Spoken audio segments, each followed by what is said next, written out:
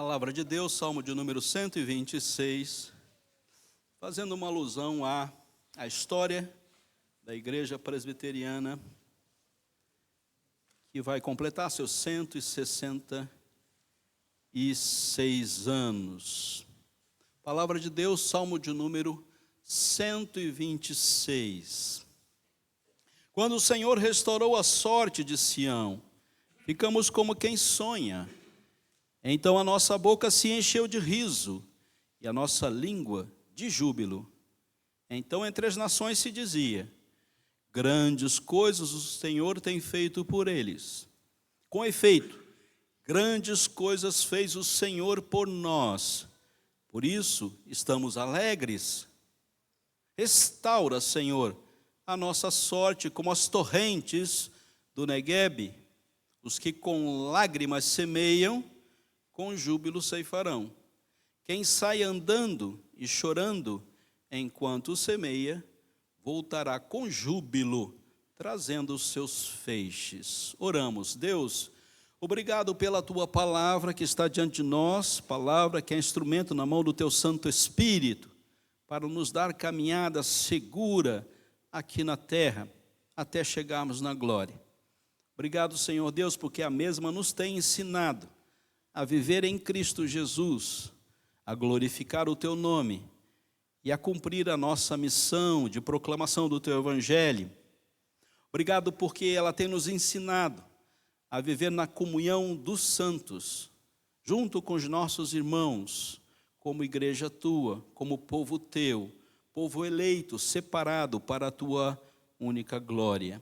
Agora pedimos, Senhor, que teu Santo Espírito nos ilumine, coloque a condição para que nós possamos entender e compreender e cumprir aquilo que temos como igreja para fazer no teu nome. Assim oramos em nome de Jesus Cristo. Amém. A alegria da restauração do Senhor. Queria convidar os irmãos a meditar nessa proposição. Existe alegria para nós como cristãos em Deus, na sua presença, naquilo que Ele faz por nós, naquilo que Ele fez por nós, diante de todas as circunstâncias da nossa caminhada, nós podemos estar alegres, e o Senhor já é a força que nos conduz em alegria.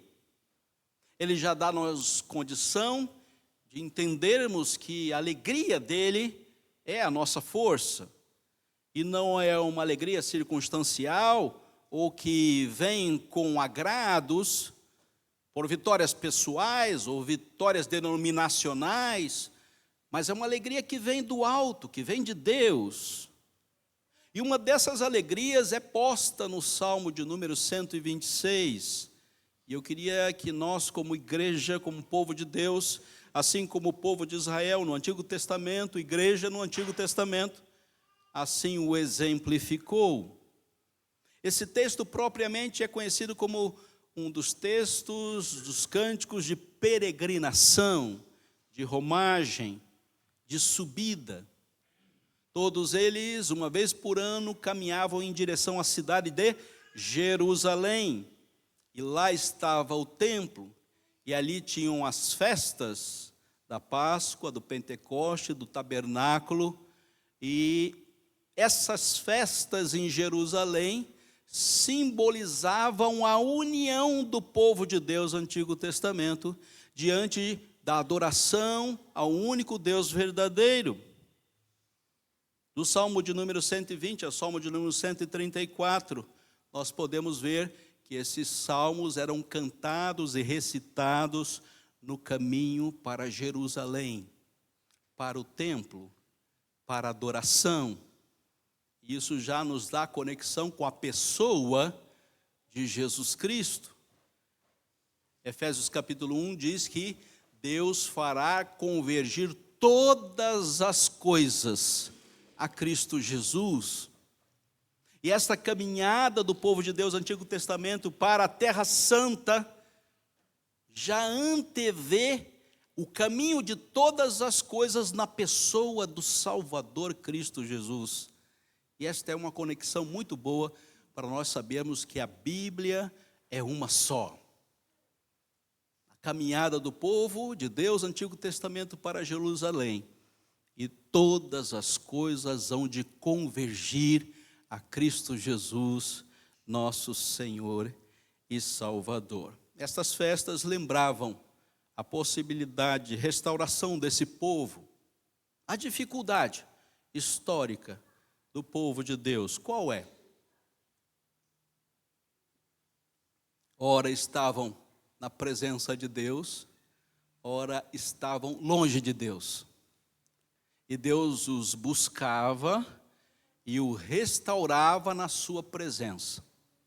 E ora, fugiam da presença de Deus, criavam os seus ídolos, adoravam outros deuses de outras nações, pediam reinos e governos. E Deus ia lá e restaurava o povo, buscava o povo de Deus novamente para a sua presença, redimia o povo. Havia holocausto e sacrifício pelos pecados, e novamente o povo de Deus estava na presença do Todo-Poderoso. Portanto, a história da igreja Antigo Testamento e da igreja no Novo Testamento nos mostram tristezas e alegrias, nos mostram desespero e esperança, e nos mostram falta e boa colheita. Isso não mudou. E a unidade da Bíblia fica bem clara para nós nesse evento de relacionamento de Deus com o seu povo. A ênfase aqui, queridos, com certeza, é o agir soberano de Deus. É Deus agindo na história do seu povo e transformando a tristeza em alegria, o desespero em esperança, e as lágrimas pela má colheita e a alegria da boa e maravilhosa colheita. A vida cristã, irmãos, é marcada por altos e baixos. Isso não é só para o povo de Deus no Antigo Testamento. E nós olharmos para ele, está vendo? Não, mas como eles eram inconstantes. Pois bem, a igreja continua no mesmo caminho do povo de Deus, lá no Antigo Testamento. É periódico a libertação e a celebração, mas também há momentos de lágrimas e de espera. Então, como igreja do Senhor Jesus Cristo, sempre teremos bons momentos e maus momentos. Celebramos e festejamos a libertação, choramos e esperamos pelo socorro de Deus, porque Ele é soberano. Não tem como o homem produzir, por melhor que sejam as estratégias, sem Deus nada irá acontecer. Entendemos que toda a restauração e toda a esperança vem exclusivamente da graça soberana de Deus, Efésios capítulo 2, Romanos capítulo 11. Não há a menor possibilidade que o povo de Deus produza restauração. É preciso uma intervenção soberana de Deus diante desses fatos. Olhamos para o passado com gratidão, porque Deus nos socorreu. Olhamos para frente com confiança. Deus não falhará. Deus continuará sendo um Deus soberano. Queridos, por pior que seja o momento, Deus não nos abandonará. Ele, como soberano que é, sempre virá ao nosso socorro. Salmo 126 nos ensina a olhar com gratidão e também o esperarmos nele com confiança. Vamos ver então algumas características desse texto. A restauração, em primeiro lugar, a restauração é obra exclusiva de Deus. Quando o Senhor restaurou a sorte, veja bem, foi Deus quem restaurou a sorte de Sião. Ficamos como quem sonha. O texto não diz quando Israel se libertou pela sua própria força, mas ele diz quando o Senhor o restaurou. Preste bem atenção para isso, queridos, porque isso anula em 100% a nossa participação. Não há 1% da mão do povo de Deus no Antigo Testamento sendo restaurado por si próprio. É preciso 100% Deus. Não há nenhuma possibilidade de retomarmos o caminho com Deus por nós mesmos. A salvação é toda obra de renovação que Deus nos traz. Portanto, nós somos uma palavra teológica que diz monergistas. Sabe o que é isso? Deus age sozinho. Nós não fazemos absolutamente nada para sermos renovados e para sermos restaurados. Por mais que nós tentemos, com as próprias capacidades, ir em direção a Deus e fugir das idolatrias, somente Deus há de nos buscar. Portanto, nossa alegria não está nas circunstâncias, no fato de criarmos possibilidades. Nossa alegria não está no agir humano, mas o fato é que o Senhor age soberanamente sobre o seu povo. Então, queridos, a restauração é obra exclusiva de Deus. Isso nos deixa muito tranquilos, sabe por quê? Porque nós podemos confiar em Deus plenamente. Nunca você vai olhar para alguém e vai falar: olha, está vendo, essa pessoa me restaurou. Esta denominação consertou a minha fé. Essa caminhada de adoração me colocou novamente na presença de Deus. Queridos, não importa qual seja a circunstância, é Deus quem nos busca. Nenhum de nós chegaremos à sua presença se não formos buscados por Ele. Portanto, a restauração é obra exclusiva de Deus. Segundo lugar, a esperança se fortalece lembrando das obras passadas. E esse abandonar o passado e abandonar aquilo que Deus já fez na nossa história nos coloca diante de uma amnésia espiritual. Portanto, queridos, nós devemos sim lembrar das obras passadas. Alguns irmãos dessa igreja lembram da garagem do presbítero Etelvino. São poucos, não é? Quem lembra da garagem do presbítero Etelvino? Só para eu saber aqui. Levanta a mão. Só a Zete, olha só. Ah, não, a Ronilda também lembra.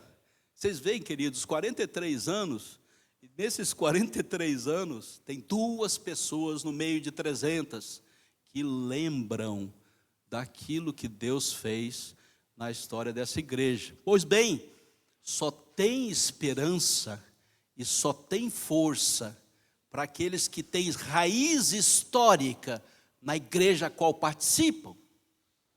É preciso você buscar as raízes e as pessoas que estão caminhando com você nesse evangelho, nesta boa nova. Igreja que esquece a sua história é a igreja que está fechando suas portas. Nós não podemos abandonar os marcos que Deus aqui colocou. O salmista lembra da libertação passada para orar por intervenção novamente. E por isso a lembrança é tão importante, porque para você voltar a orar pela intervenção de Deus, é necessário que você tenha na memória aquilo que pode te dar esperança. Se você não tiver nenhum recurso histórico para intervir na sua história, a sua oração será vaga e será vazia. Deus já agiu na história do seu povo. Agiu no Antigo Testamento, agiu no Novo Testamento, agiu na história da Igreja Presbiteriana do Brasil. Sim, queridos, tivemos momentos de restauração e quase, durante a nossa história, fechamos as portas. Abrimos para o liberalismo, abrimos para o consumismo, abrimos para discursos ideológicos e quase a amada Igreja Presbiteriana do Brasil perdeu o seu rumo. Sim, queridos, é preciso lembrar da libertação passada, como Deus nos tirou do lamaçal do pecado para caminharmos em direção à restauração. Isso reflete uma doutrina muito importante, que é a doutrina da providência. Deus que agiu no passado continuará, ato contínuo, a agir no presente e agir no futuro. Deus nunca deixará de ser o operador da graça. E somente Ele tem tal capacidade. Devemos lembrar disso. Mas em terceiro lugar, o caminho da restauração passa pelas lágrimas. Os que com lágrimas semeiam, com júbilo ceifarão. Quem sai andando e chorando, enquanto semeia, voltará com júbilo, trazendo os seus feixes. As lágrimas semeiam com júbilo, ceifarão. O sofrimento do presente não é perda, mas preparo para a colheita futura. E a igreja que não aprende a sofrer, tem dificuldade de colher. É necessário que você aprenda com o sofrimento. Olhe para Jesus, olhe para a cruz. Por que uma cena tão drástica? Por que Jesus teve que morrer tão violentamente? A morte dos criminosos. Por quê? Você acha que Jesus morreu tão penalizadamente só para cumprir um edito do Deus Pai Todo-Poderoso? Só para cumprir as promessas do Antigo Testamento? Por que tanto sofrimento, queridos? Para dizer para mim e para você que a gente não ia encontrar vida mole no cristianismo. A gente não ia encontrar moleza no cristianismo. Viver a vida cristã é aprender o caminho da cruz. É estar disposto a sofrer. É ter condições espirituais que o próprio Deus gere em nós restauração e renovação a cada dia. E toda manhã a misericórdia do Senhor não me assista. E o fato de você estar sofrendo não é porque você é pecador. O sofrimento na vida cristã não é consequência do pecado, mas é necessidade para que você possa ter uma colheita futura. Lembramos da vida cristã marcada pela cruz, antes da coroa. Mateus capítulo 16, verso 24, 2 Coríntios 4, verso 17. Perseverar em meio às lágrimas é confiar em Deus.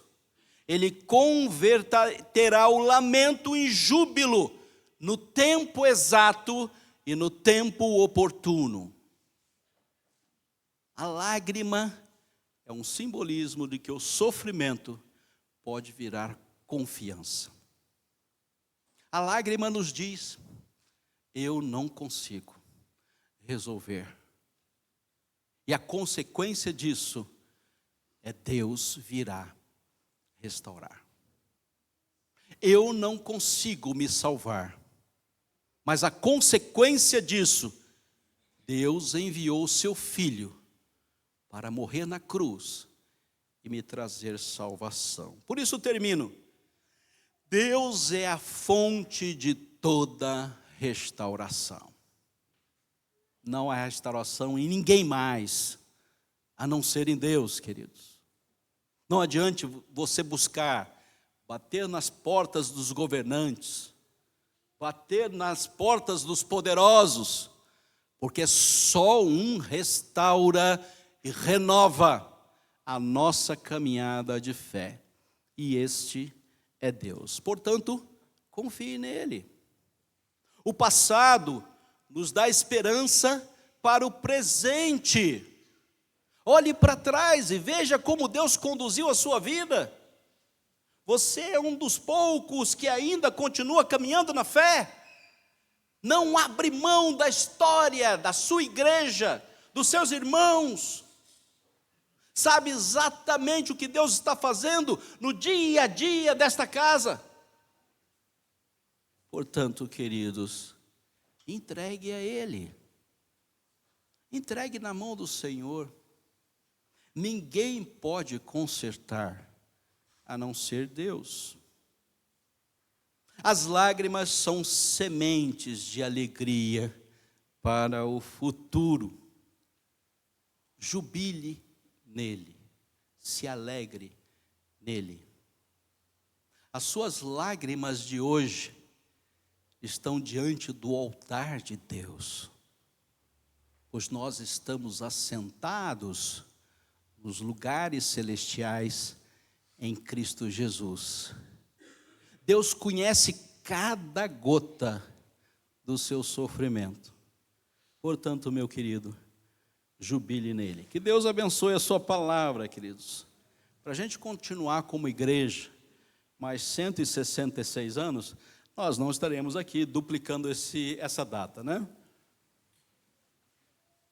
Mas para a igreja continuar nessa caminhada, ela precisa pedir mais intervenção de Deus, mais renovação. E a renovação aqui não é uma renovação espiritual, mas uma renovação de presença. Que os nossos olhos sejam abertos, que nós vejamos mais o renovar de Deus em nossos corações.